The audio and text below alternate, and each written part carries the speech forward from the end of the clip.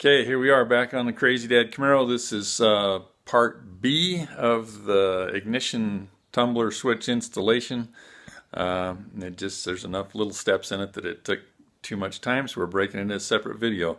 So we're going to roll into that from here and show you the rest of that process. Okay, next step here, I've got that screw out, and you can see that allows that key cylinder to come out. And interestingly enough, there is, you can see right there, one of those wires is stripped off and probably nearly broken, it looks like.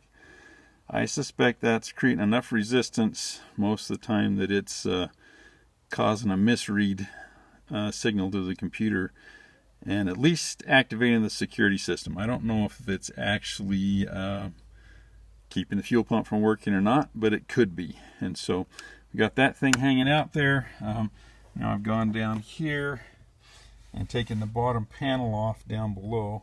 There's 4 screws right down there on the carpet. There are 2 of them higher up here that are Phillips head and 2 down below that are 7mm. And that's what we down here under the bottom where the 7mm. That allowed this panel to come down, which is sitting down there on the floor, and obviously it's black and not going to show up very good. There's a switch in the corner of the panel right there. I unplugged that switch from that connector. We'll get the panel out of the way, and that will allow us to go in there. Alright, I have that panel off, but I'm seeing that I can see the wire I need to get to back in there. It's an orange one with 2 whites sticking out the end of it, but I think it'll be easier to get to. I'm seeing a panel here that's got a couple of clips I think I can pull out and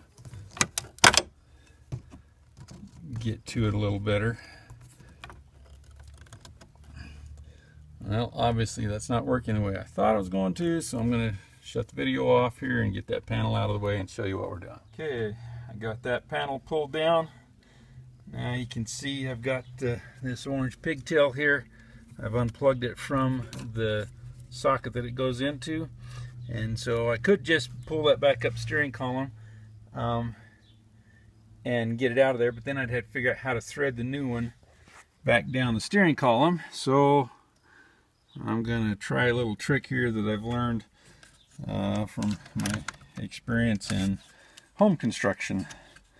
I'm going to snip this wire here and tape my new one to it, and then pull down through the bottom, or from the bottom, and that should fish that new wire right down there where it needs to be. So I'm going to give that a try and see how that works out.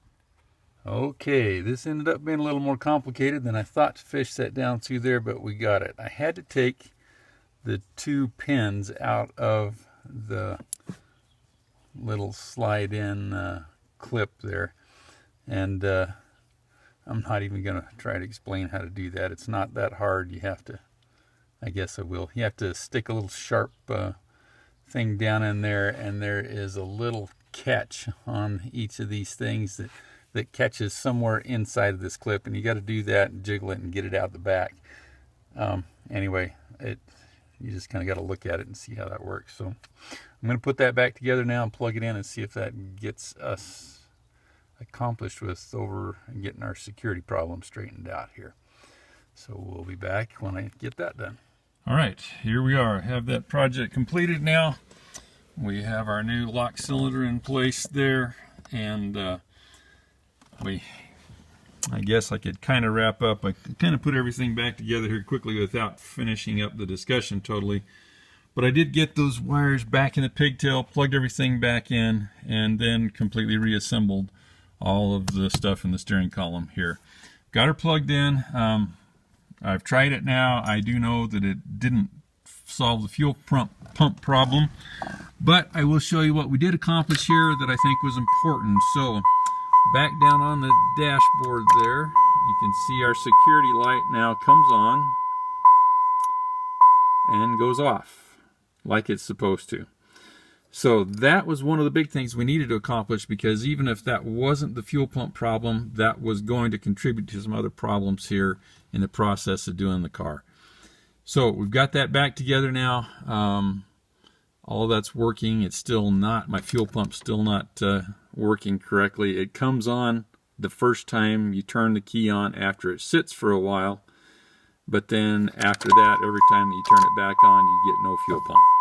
And so I'm going to have to go into something else. I suspect I've got something deeper down in there to work with. But that did get us with our key switch replaced and solve that security issue.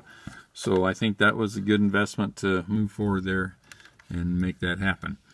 And that's where I'm going to end this video for today. And I'll start tracking down some of the other electronic issues that we've got to deal with and see if we can get this fuel pump functioning back on the Camaro here.